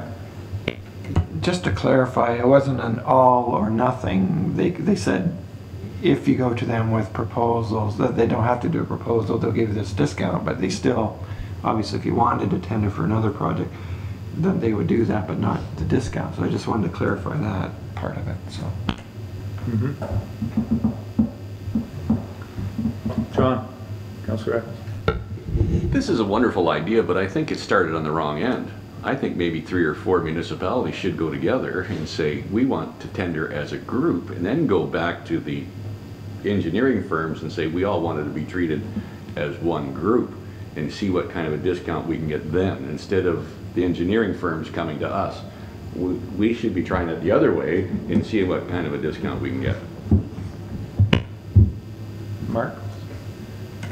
And maybe there's some baby steps in this, like, it's hard to quantify where it's an hourly rate. Okay, you might save 5%, but is the work as productive or as efficient? So is it going to cost you actually more even though you're getting a discount because of the hourly rates, or what is or isn't done? It's hard to quantify without a set amount for a tender. But for another project, for instance, I meant annual monitoring reports. That's a you know, pretty standard thing. So if 3 municipalities went together, said and requested proposals for all together for all the monitoring reports for the 3 municipalities, maybe then you'll achieve some savings. But for this project and that project, it's not as easily distinguishable as in terms of what you might be saving or so. Any other comments? Carol? Well, just that if in fact we were staying with Janivar, it could cost us more money too, because then you don't have individuals that are as highly informed of all of our issues. I mean, the people that have handled us are no longer with Janivar. So it may be a higher cost there because they have to come up to speed, they have to make themselves familiar, and who knows if you'd even have the same one. You know, and that's the other side of it. There are some advantages of it, but I think with, At least the ones in midstream projects. with some of these, as Mark is saying, you know, some of these, we've got projects that are ongoing, that they have a lot of common knowledge or experience that they brought forward in developing these. But what about the new projects that are coming out there, you know? They're starting as new as anybody else. They don't have that. Do they have the resources? Do they have the expertise? As we've heard, you know, I see the list here of engineering things, and I thought, man, there's you know, 10, 12, 15 different types of things. And I've always heard, yeah, one engineer is usually pretty good, so he does this little bit, and another one does that. You need 15 to 20 engineers on, you know, to do an overall municipal engineering.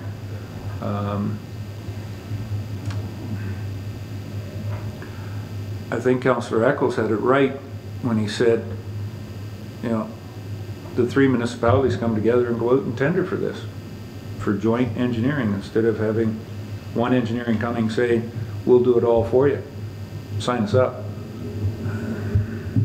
That's a bit of a, as you said, Mark, go ahead.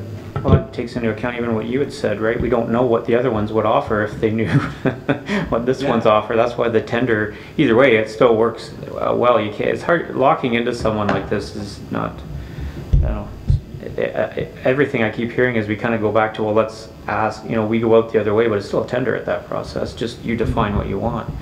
And if they want, I'd like to, and well, Mark picked up on it, is the things we do on a yearly basis. That would be something good to partner with the other municipalities on, dump landfill monitoring. That is something where, you know, if you go to a tender and say, we'll give you 3 years for all these landfills, people are going to be very aggressive for that, because that's a lot of work for their company and their staff over a 3-year period, as opposed to if they lose West Grey for 1 year, that's not such an impact. But, you know, all the municipalities over a longer term, that's a pretty big contract that I could see them trying to get, you know, really aggressive on the pricing.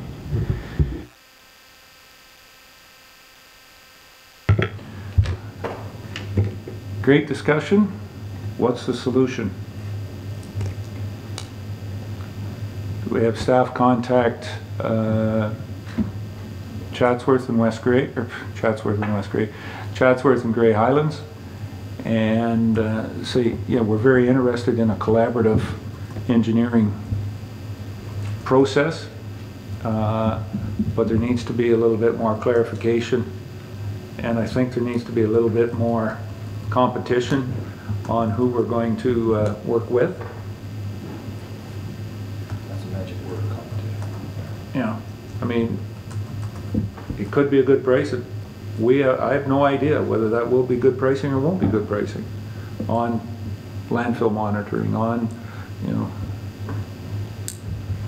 streetscape tree planting or whatever else we need engineering for. Beth? Yeah, and I suppose if Ken would contact them after their council has discussed it, and even if we started with the landfill monitoring for all the municipalities, he could come back to committee of the whole maybe and let us know. We could have a little more discussion around it. There's no point us, I mean, if it's just us, then we can decide, but if it's going to be a joint venture with the other 2 municipalities, then some more discussion probably have to ensue as to what would be put out there for a proposal. And maybe we're fixated too much on landfill, because we just signed Gamsby and Manorol, or sorry, for Burnside or Manorol? As an example for 3 years, but this, you know, how could we get this joint stuff going forward? Can you get a hold of your counterparts between you and Mark? And pass that on to their council meetings coming forward. Yes, we want to look at this, but the process, we want to look at basically what it comes down to is competition in the process, not single sourcing. Yeah. Not that the individuals haven't done a good job for us, but I'm not sure where they'll be in the process going forward. Okay, Mark? Ken? All right? Okay. Anything else? Nope. I don't believe we've had 2 closed sessions, so I don't think we need another one. Was that the new business that you asked about, anything else? Right. Yes, that was, but, okay, Bev, any other new business? Oh, thank you. Yes, I would just like to ask if council thinks that it would be a wise idea to send a letter referring to what we as council at West Grey are doing in regard to the wind turbines. I'm talking about letters to the MOE, MNR, Energy Board, etc. Because my concern is I'm not sure how informed the MOE is as to the process that is now taking place between West Grey and NextEra. And my concern is that their proposal has been put forward, and we have not responded, even though we have responded to NextEra. I just want to make sure that all these agencies understand that we're just not responding. We have a process that we're trying to put into place, and just to make sure that they're aware of it. No, go ahead, Mark. Any of the resolutions we've been sending, certainly to the Ministry of Environment, and even Ed Valboom, our solicitor, I mentioned to the latest letter regarding the Ontario Energy Board hearing, etc. I asked him to send it through Nick Coletta, MOE, he's the main guy there. So they have been keeping up to date. We want to make sure MOE is available and informed, because NextEra tells one side of the story. Yes, exactly. We want to make sure they know our side. So MOE is very aware that we have requested Peer review. yeah, I was thinking of the money aspect of it, and that NextEra has said yes and then said no, and supposed to give us somebody to do the peer review, et cetera, et cetera. They're aware of all that, that is the reason that we have not submitted our EA, that peer review is still, I just want to make sure that they are fully aware of what our side is doing, because I know the other side is making them fully aware that everything's fine, everything's a go. And I want them to know that everything is not fine, everything is not a go, and where this municipality and council stands, that we are trying to move forward, but we're getting blocks put up. Okay. And along with that, the road use, there is no road use agreement, because they have not come to us about that. There is no services agreement whereby the services where they're going to be placed on the roadside or anything like that. So that's right, and that's my concern, is that as a hearing that it's being done. Because NextEra has not come to us. Okay. Carol? Well, I agree with Bev. I think we should just notify all of those, just to keep all our ducks in a row here. Because as you know, they're going ahead. We have not responded. We don't have our answer to the REA, and I think it wouldn't hurt just to let them all know why we haven't responded, what we're waiting on, and because I mean the court case is just one issue, like there all this other peer reviews, and that's not got anything to do with that. So I really feel it would be in good stead if we did that, and probably everybody, the Minister of Rural Affairs and the Minister of Agriculture, who happens to be the Premier, just to let them know. I don't think there's anything wrong with just keeping everybody informed, even if it's to cover our own issues. Is there any concern with having staff kind of some input review of where we as West Grey are standing right now with NextEra and informing the provincial ministries on that? And what we're waiting for from NextEra to move us along? Carol? Well, I just want to say it would be the worst thing in the world if they happen to approve their submission simply because we haven't, submitted anything. So, okay. Yes. I John? hope that government never comes to that fact that we would not be notified of such. I'm telling you, that Green Energy Act, I wouldn't count on anything on some of the bureaucrats. The Green Energy Act. Yeah. Agreed. No. Let's just keep reading what is on the paper, not what we think of it, okay? All right. I'll leave that, Mark, nod your head that you can document that and get it off to the ministries then for us. Okay? Good point, Bev. Any other new business? Addendums? Notice of motions? Closed session question period. Anyone out there have a question for us today? No? Dean? No Municipal Act notices, Mark. And